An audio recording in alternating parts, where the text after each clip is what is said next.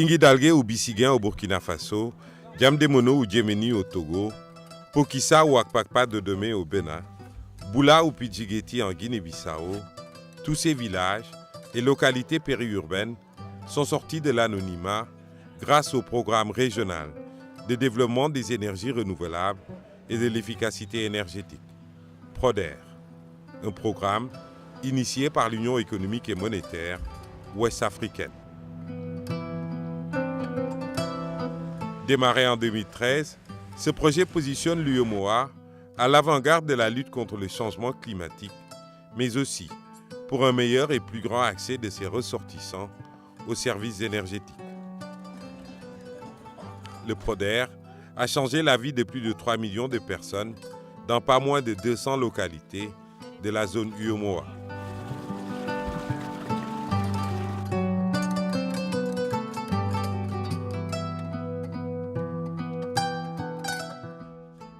Bamali Barawassou est agriculteur à Diamdemono, un petit village de quelques 1200 âmes au centre du Togo. Avant le démarrage des panneaux solaires, le village était dans l'obscurité. On ne trouvait même pas la lumière aux élèves d'apprendre. Les enfants qui sont à l'école ne trouvaient même pas de l'eau potable pour boire. Et toujours, ils étaient malades. On les amenait toujours à l'hôpital. On ne trouvait même pas la charge pour nos appareils, même pour nos radios, même jouer la télévision, on ne trouvait même pas. Il y avait beaucoup de serpents, beaucoup de scorpions qui piquaient les gens la nuit. L'arrivée des panneaux solaires, là, ça a beaucoup sauvé beaucoup de choses dans le village. On a l'eau potable et les enfants sont heureux. Comme nous aussi, nos dépenses sont diminuées. La nuit, nous sommes comme c'est pendant le jour.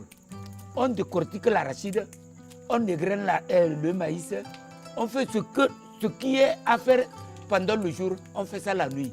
Le village est en paix. On est heureux. À l'exemple de Bamali, 97 autres ménages disposent d'un kit solaire dans ce village de Diamdemono. Presque 5000 kits solaires ont été installés dans les foyers, les écoles, les centres de santé et les lieux de culte de l'espace UEMOA.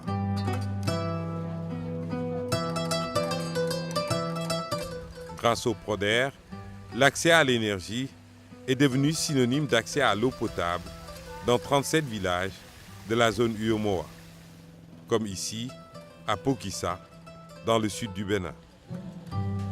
Pour les femmes de ces villages, la corvée d'eau n'est plus qu'un mauvais souvenir. Au total, 30 000 personnes ont désormais accès à l'eau potable avec l'installation des pompes solaires. En fait, l'implantation des 6 mini-centrales solaires a fait entrer Pokissa et 5 autres villages du Bénin dans une ère nouvelle. Ici, comme à Akpakpa de Deme, dans la banlieue de Cotonou, le marché est animé jusque tard dans la nuit et de nombreux jeunes et femmes, comme Eugénie, y développent des activités génératrices de revenus. Avant là, quand il n'y a pas de la padeur là, je ne vends pas bien. Les gens ne me voient pas. Mais maintenant, s'il y a de la cadeur là, on me voit, je vends bien. Le lacadeur là, ce qu'elle m'a fait là, c'est bon. Depuis que la padeur est venue, je ne paie pas du pétrole encore. Je vois clair et les gens me voient et puis je vends bien. Même si le matin là, je n'ai même pas parti au marché là, je reste à la maison pour faire un autre travail avant de partir au marché pour aller vendre. Bissiguen, un quartier à la périphérie de Ouagadougou. Cette artère de 3000 mètres, qui jadis était une zone d'insécurité, est aujourd'hui éclairée par 100 lampadaires solaires du PRODER, faisant de ces lieux un véritable centre d'activité commerciale, de jour comme de nuit. Zemon Daouda tient une petite boutique dans le quartier. Pour moi, personnellement, l'importance des lampadaires qui sont arrivés, depuis leur arrivée, pour moi, c'est comme si on a donné à chaque personne 2 millions de francs CFA. Pourquoi je dis ça? Ce sont nos femmes qui sont là. Même tu prends la route jusqu'au goudron, il y a plein de gens. Avant, il n'y avait pas ça. Donc tout ça là, ça a augmenté notre économie. Il y a d'autres qui sont là, même dans la nuit, qui vendent 10 000, 15 000. Pourtant, avant, il n'y avait pas ça. Ici à Bisgué, au niveau de la sécurité, maintenant, depuis l'arrivée des lampadaires, ça a beaucoup amélioré parce qu'il y a moins d'accidents. On peut rentrer à n'importe quelle heure jusqu'à minuit, 1h du matin, 2h du matin, il n'y a pas de problème.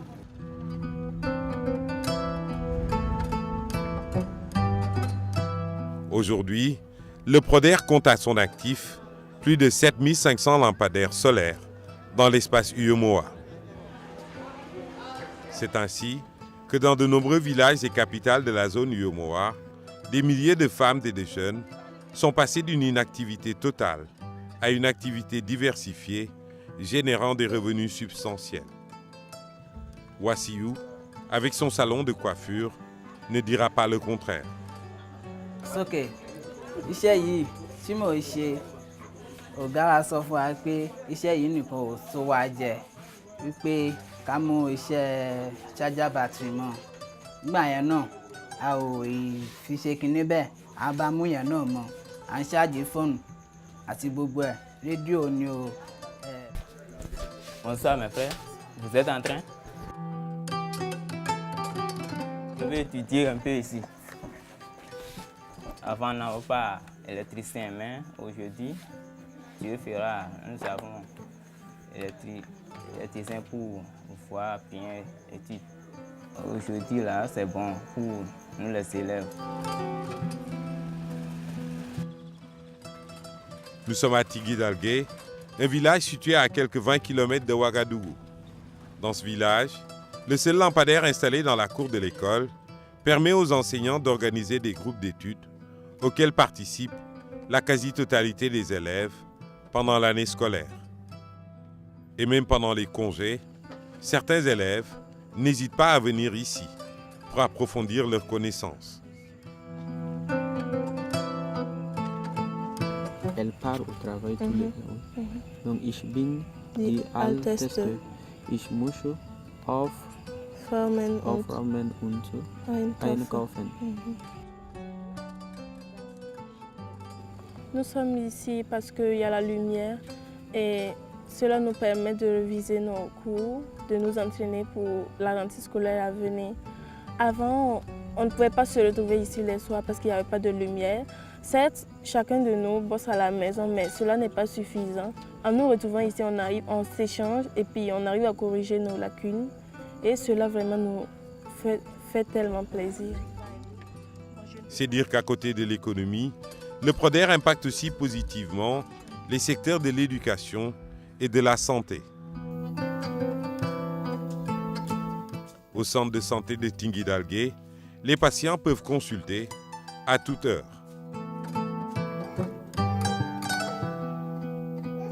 Cette énergie nous permet de brancher nos frigos pour conserver les produits d'origine PTME et des antigènes comme le tétanos pour permettre la couverture adéquate des femmes enceintes. Nous avons remarqué une augmentation nette du nombre de cas de malades et du nombre d'accouchements, surtout en matière de consultation curative. Et en 2014, en ce mois d'août, nous avons reçu 400 malades. Et cette année, en ce mois d'août, nous avons passé de 400 à 709 malades. Pendant ce temps, à Pokissa, l'infirmière veille sur 3 femmes qui ont accouché la veille. Bonsoir madame. Ah, belle fille. Bonsoir. Avant, si une femme en travail vient, on est obligé de mettre la torche au cou pour pouvoir faire le dégagement. Mais aujourd'hui, on n'a même plus besoin de la torche. Même l'eau potable, là, ça n'a plus d'importance. Donc, on n'utilise même pas.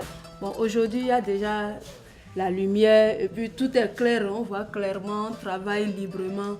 On n'a même plus peur de faire les mauvais gestes pour endommager quelque chose. Donc, Je vois que c'est très bon, l'arrivée de l'électricité dans le village. L'UEMOA, en misant sur l'énergie solaire avec le PRODER, a fait un choix avant-gardiste dans la lutte contre le changement climatique. La maîtrise d'ouvrage déléguée de ce programme, dans sa phase pilote, a été confiée à la Société africaine des biocarburants et énergies renouvelables, la SABER, basée à Lomé. Nous avons du soleil partout et nous avons une radiation qui permet d'avoir un rendement élevé. Aujourd'hui, on voit qu'avec l'énergie solaire que nous avons fait aussi bien au niveau des kits solaires que des lampadaires, que des microcentrales que l'UEMOA a réalisé aujourd'hui en milieu rural, ça a créé un enthousiasme extraordinaire. L'approche inclusive des paysans, l'ambition que ça a fait naître au niveau des paysans, les empêche de reculer. Personne ne va plus reculer. Et c'est là où je dis que la confiance est là pour la pérennisation des installations et le développement. Le second volet du PRODER prévoit des innovations majeures qui permettront de consolider et de développer ce programme prometteur. Nous avons démontré qu'il était possible de donner facilement, sur la base d'une énergie renouvelable, de l'énergie aux populations. Ça, c'est fait. 2, nous sommes en train de démontrer qu'il était possible, avec un système décentralisé, d'avoir une pérennité liée au mécanisme de maintenance tel que nous sommes en train de le développer. 3, nous avons réfléchi à un mécanisme de financement qui va rendre l'opération plus facile. C'est le fonds, c'est une facilité plutôt d'accès à l'énergie renouvelable qui va permettre de créer dans les États le cadre institutionnel utile au déploiement de cette énergie pour répondre aux besoins des populations que vous avez rencontrées, mais un deuxième guichet qui va faciliter le taux de retour sur investissement pour les investissements privés. L'UEMOA, en mettant en place la facilité régionale d'accès à l'énergie durable, FRAED, entend jouer un rôle de levier dans la lutte contre le changement climatique. Les équipements solaires installés dans le cadre du PRODER permettent déjà une réduction d'émissions de CO2 de 120 000 tonnes par an. Avec la production de 2,5 MW et la création de 1500 emplois directs, le programme régional de développement des énergies renouvelables et de l'efficacité énergétique a permis de changer la vie de plus de 3 millions de personnes dans l'espace UEMOA. Ce projet pose également un premier jalon contre le réchauffement climatique dans la zone. Cependant, la demande d'accès à l'énergie est sans cesse croissante et la résorption du gap énergétique demeure une préoccupation fondamentale pour les pays membres de l'UEMOA.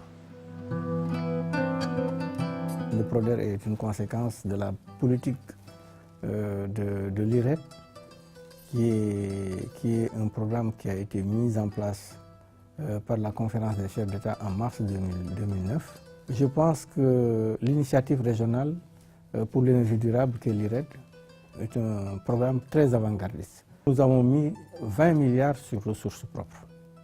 Et nous avons commencé dans chaque pays à travailler donc avec les autorités pour voir qu'est-ce qu'il fallait faire. Nous nous sommes rendus compte que ce programme a suscité beaucoup d'engouement.